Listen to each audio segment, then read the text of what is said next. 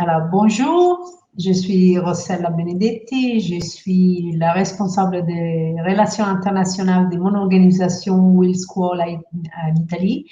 Je suis aussi présidente du comité permanent pour l'égalité du CSC, qui est la région européenne déliée, et je suis aussi un prof de lycée. Et nous, on est là aujourd'hui pour parler des difficultés à concilier le travail et la vie privée pendant la pandémie mondiale pour les enseignants.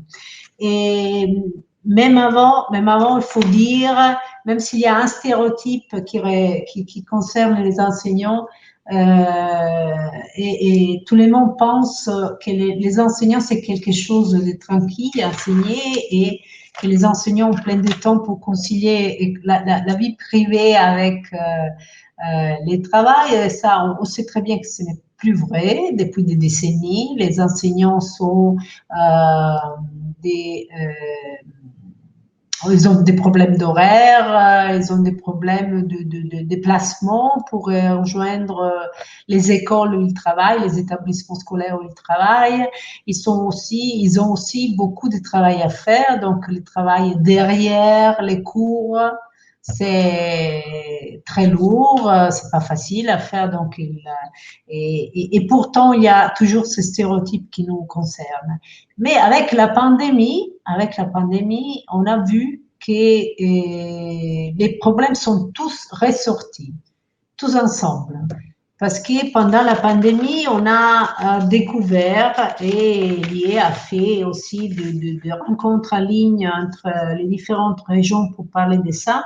On a découvert que, en effet, les enseignants sont aussi des parents. Ils ont aussi des enfants à la maison, mais en même temps, ils devaient travailler tout le temps pour suivre les enfants des autres.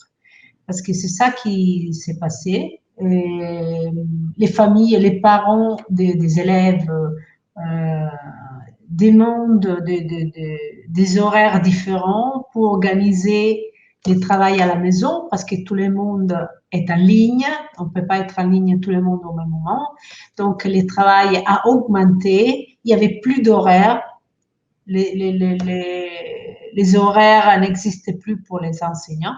Et en plus, les enseignants, ils ont dû changer complètement la façon dont ils organisaient le travail didactique. Donc, la pédagogie aussi, le côté pédagogique a été changé complètement. Et donc, les enseignants, ils ont dû faire beaucoup d'efforts pour changer, pour organiser. Et les chefs d'établissement demandent aux enseignants de faire des réunions de plus en plus longues, de plus en plus nombreuses. Donc, ça veut dire qu'en effet, les enseignants ont été en ligne tout le temps. Et ça a été un poids très lourd, un fardeau pour les enseignants qu'il faut reconnaître et montrer clairement aux familles, aux parents et à l'administration.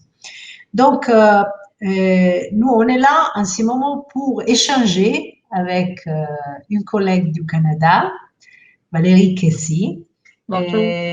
Bonjour. Bonjour. Une enseignante au primaire depuis 15 ans, graduée à l'Université du Québec à Trois-Rivières et qui est mère de des garçons de 10 et 6 ans. Donc, qui peut mieux nous expliquer comment une enseignante qui travaille de chez elle, qui enseigne à distance ou en présentiel. Je ne sais pas si en ces moments au Canada on enseigne en présentiel, mais certainement pendant le confinement vous avez dû enseigner à distance comme tout le monde. Qu'est-ce qui s'est passé?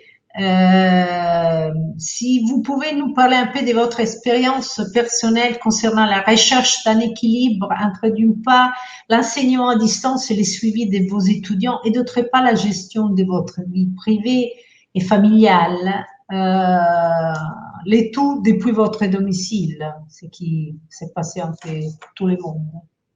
Oui, bonjour. Je vous dirais que c'était une charge mentale assez grande pour moi quand les écoles ont fermé en mars dernier.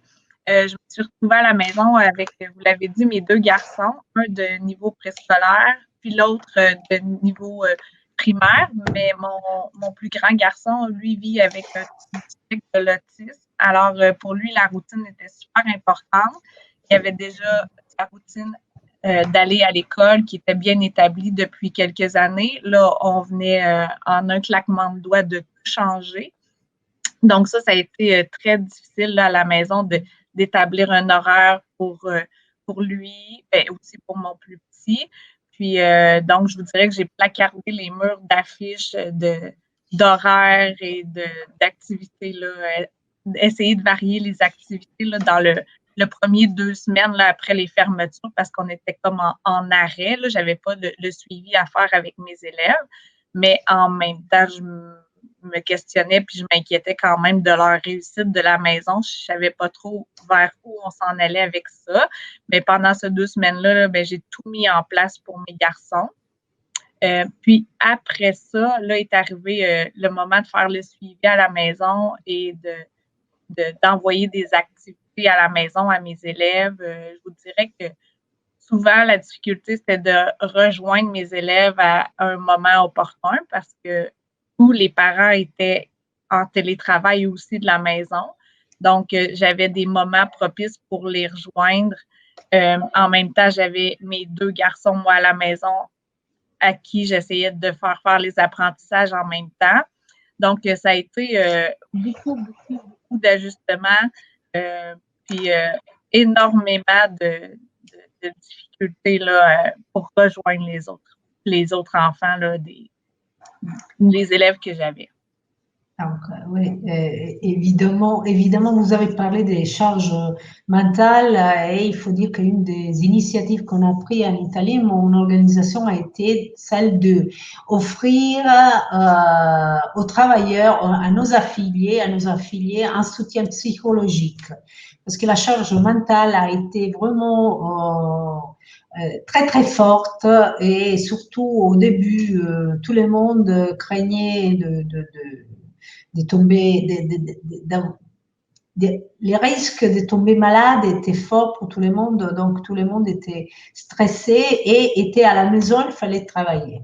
Donc, ma deuxième question regarde les autorités du Québec. Vous croyez que les autorités éducatives du Québec avaient réfléchi à la manière dont les enseignants pourraient concilier vie professionnelle et vie privée alors que le travail se faisait à la maison pendant les confinements?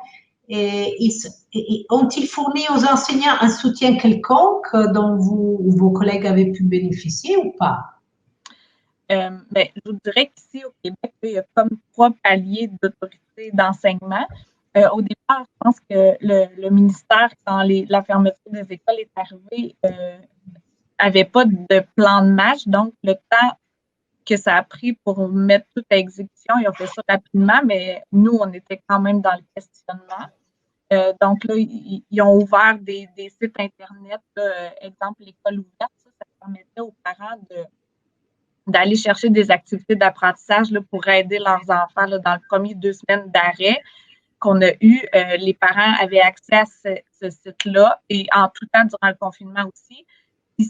Ils pouvaient télécharger là, des activités pour essayer d'aider leurs enfants, mais on s'entend que aussi les parents, c'est pas tous des enseignants. Donc, moi, étant enseignante, je savais un peu comment m'y prendre avec mes enfants, mais pour un parent qui n'est pas enseignant, ça devait être assez difficile là, de faire des apprentissages à la maison là, pour leurs enfants, pour certains en tout cas. Ensuite de ça, comme vous, nous, notre centre de service scolaire nous a offert dès le départ là, un soutien psychologique gratuit là, à tous les enseignants, à tous les employés qui en avaient besoin.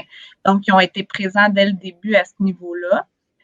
Puis, le 3e palier, ça, c'est nos directions d'école là, de chaque établissement. Eux,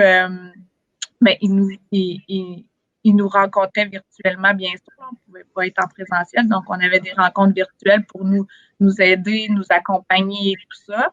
Puis, Mais pour avoir parlé avec certains collègues, il y a certaines directions d'école, des fois, qui mettaient plus de pression que d'autres. Fait qu'on n'a pas tous vécu le même confinement puis la même façon de travailler, là. Eh oui, eh oui. Nous avons passé un drôle de moment et comme chez vous, chez nous aussi, il y a eu des parents qui ont craqué, vraiment, qui ont continué à harceler les enseignants parce qu'ils n'arrivaient pas à suivre les enfants. C'est là qu'ils ont compris, c'est que c'était avoir les enfants à l'école et avec des professeurs qui s'occupaient d'eux et donc qui les suivaient et avoir les mêmes enfants à la maison tous les temps et devoir aussi en même temps travailler avec des enfants qui, surtout certains enfants, surtout les ados, n'étaient pas très contents de suivre ou chercher à échapper aux leçons vidéo et tout ça. Donc, ça a été vraiment un moment où les familles ont craqué, il faut dire ça. Et heureusement, certains ont compris l'importance de l'enseignement de l'école, mais d'autres, non, non. Ça a aggravé la façon dont ces relations, il parle avec les institutions scolaires. Et ma dernière question regarde les syndicats. Qu'en est-il du syndicat? Comment votre syndicat vous a-t-il soutenu? Et suggérez-vous au syndicat de faire, qu'est-ce que vous suggérez au syndicat de faire qu'il ne fasse pas déjà? Je vous dirais qu'ici, au Québec, on est choyé. Dès le départ, on était super bien épaulés là, par nos syndicats. On a la Fédération des syndicats de l'enseignement qui, elle, dès le départ, elle nous a soutenus, elle nous a aidés à baisser notre niveau de stress, d'angoisse, parce que, veut pas, on était inquiets face à nos élèves, mais aussi face à tout ce qui arrivait avec la pandémie. On n'avait jamais vécu un confinement comme ça, donc ils ont été présents.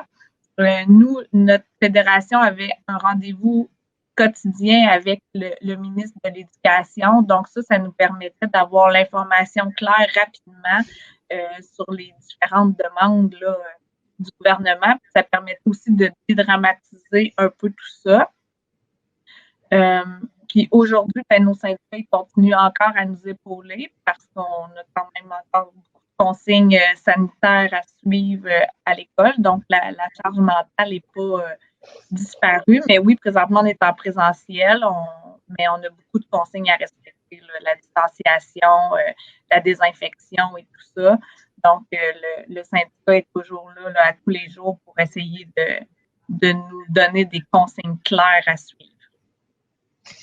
Ben oui, je trouve que dans plusieurs pays, le rôle des syndicats a été très important pour arriver à des règles communes pour ouvrir les écoles aussi, mais aussi pour régler les travail du personnel, des enseignants, du personnel non enseignant, du personnel de soutien, de façon que tout le monde puisse continuer à faire son travail, mais en même temps,